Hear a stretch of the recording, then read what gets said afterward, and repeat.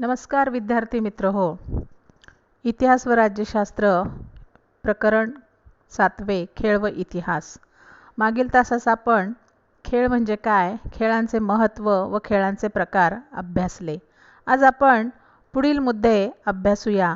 खेळांच्या स्पर्धा, खेळांचे आंतरराष्ट्रीयकरण, खेळांचे साहित्य आणि खेळणी व खेळणी आणि इतिहास हे आज आपण इथे अभ्यासणार आहोत. खेळांच्या स्पर्धा. खेळांच्या स्पर्धांना जगभर मान्यता मिळाली आहे.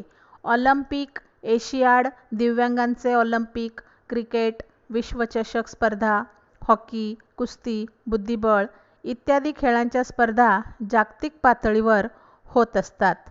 आपल्या देशात हॉकी, क्रिकेट हे खेळ लोकप्रिय आहेत. आता ऑलिम्पिक स्पर्धा, विश्वचषक स्पर्धा, एशियाड स्पर्धा या 4 वर्षातून एकदा होत असतात. हॉकी हा आपल्या भारताचा राष्ट्रीय खेळ आहे. आपण मागच्या तासास पाहिले की हॉकीने भारताला बऱ्याच वेळा सुवर्णपदके मिळवून दिली आहेत. भारतात 1885 मध्ये पहिला हॉकी क्लब स्थापन झाला. त्यानंतर 7 नोव्हेंबर 1925 रोजी हॉकी फेडरेशनची स्थापना करण्यात आली आहे. 1928च्या ॲम्स्टरडॅम या ठिकाणच्या ऑलिम्पिक स्पर्धेत भारताने पहिले सुवर्णपदक मिळवले आणि 1932 ते 1956 पर्यंत भारताचेच नाव सुवर्णपदकावर कोरले गेले. दर 4 वर्षातून होणाऱ्या सामन्यामध्ये भारत नेहमीच सहभागी होत असे. त्याचबरोबर या खेळाच्या स्थानिक, शहर, तालुका, जिल्हा, राज्य, राष्ट्र आणि आंतरराष्ट्रीय स्पर्धा होत असतात. या स्पर्धा गाजवणाऱ्या अनेक खेळाडूंनी त्याच क्षेत्रात उत्तम प्रकारे करिअर केले आहे.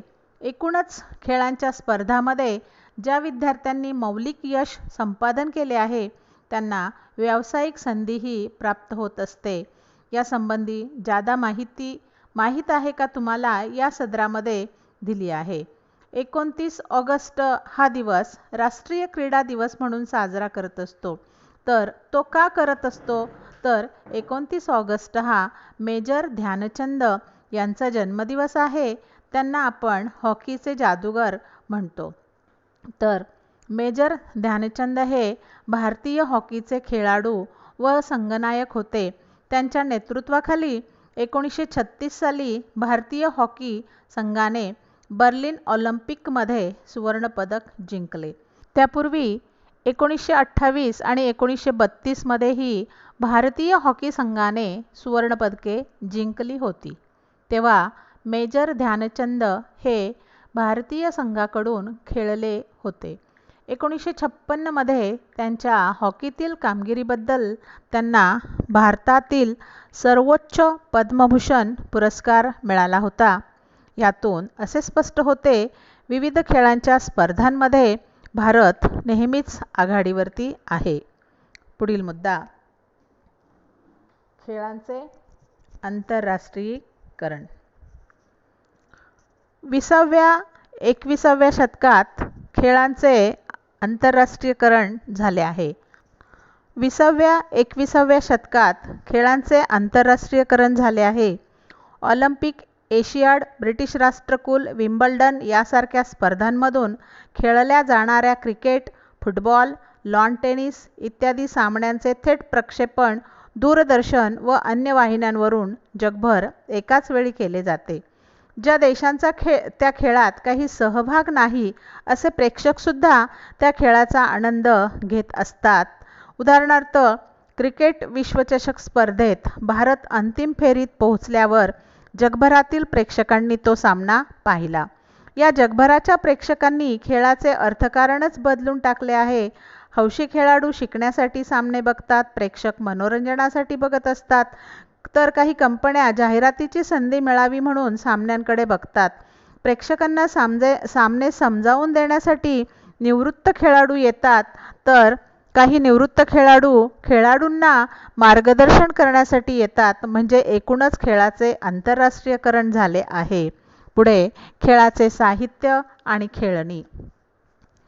लहान मुलांच्या करमणुकीसाठी आणि शिक्षणासाठी जी रंगीबेरंगी विविध साधने व उपकरणे असतात त्यांना खेळणी म्हणतात.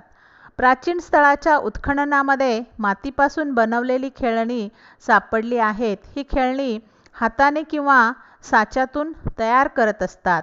प्राचीन काळातील भारतीय साहित्यात बाहुल्यांचा उल्लेख आहे. मुद्रकाच्या एका नाटकाचे नाव मृच्छकटिक असे आहे. मृच्छकटिक म्हणजे मातीची गाडी. सिंधू व गंगा नदीच्या खोऱ्यामध्ये उत्खननात अनेक खेळणी सापडली आहेत. माती, लाकूड, विविध प्रकारचे धातू, हाडे, कापड व शिंगे इत्यादीपासून ही खेळणी तयार केली गेली आहेत. म्हणजे फार प्राचीन काळापासून ही खेळांची व खेळण्यांची परंपरा आहे. इथे माहीत आहे का तुम्हाला या सदरामध्ये काही माहिती दिलेली आहे. कथा सरित सागर या ग्रंथात अनेक मनोरंजक खेळ व खेळण्यांचे वर्णन आले आहे. त्यात उडणाऱ्या लाकडी बाहुल्यांचे वर्णन आहे. या बाहुल्या कळ दाबल्यावर उंच उडत, काही नाचत तर काही आवाज करत असे उल्लेख आहे. नंतर चला शोधूया. पूर्वी भारतातील अनेक भागांमध्ये लाकडी बाहुल्या बनवत असत. महाराष्ट्रातही बाहुल्या बनवल्या जात होत्या. त्या ठकी बाहुली या नावाने ओळखल्या जायच्या. या बाहुल्या लाकडांपासून तयार करून रंगविल्या जात होत्या. अशा लाकडी बाहुल्या बनवण्याची परंपरा भारतात इतर कोणत्या प्रदेशात आहे ते तुम्ही शोधून काढायचे आहे. तरीही कृष्णनगर, कलकत्ता, पुणे, लखनौ इत्यादी ठिकाणी या बाहुल्या बनविल्या जातात. त्यांची नावे काय होती हे तुम्हाला शोधायचे आहे. खेळणी आणि इतिहास. खेळण्यांमधून इतिहास आणि तंत्रज्ञानाची प्रगती यावर प्रकाश पडतो. म्हणजेच प्राचीन काळची खेळणी व अद्ययावत खेळणी यावरून तंत्रज्ञानाची प्रगती लक्षात येते. धार्मिक आणि सांस्कृतिक परंपरा समजतात. महाराष्ट्रात दिवाळी साजरी केली जाते. महाराष्ट्रात दिवाळीत मातीचे किल्ले बनवण्याची मोठी परंपरा आहे. या मातीच्या किल्ल्यावर शिवाजी महाराज आणि त्यांचे सहकारी म्हणजेच मावळे यांच्या प्रतिमा ठेवलेल्या असतात. महाराष्ट्रातील किल्ल्यांच्या साहाय्याने घडलेल्या इतिहासाला उजाळा देण्याचा एक प्रकार आहे. तसेच बनारस, मथुरा या ठिकाणी राधाकृष्णाची आठवण करून देणारी खेळणी आहेत. राजस्थानमधील भरतपूर या ठिकाणी लाकडी बाहुल्या बनवल्या जातात. गुजरात, मध्य प्रदेश येथे कृष्णकथेवर आधारित अशी खेळणी सुंदर व आकर्षक बनवली जातात.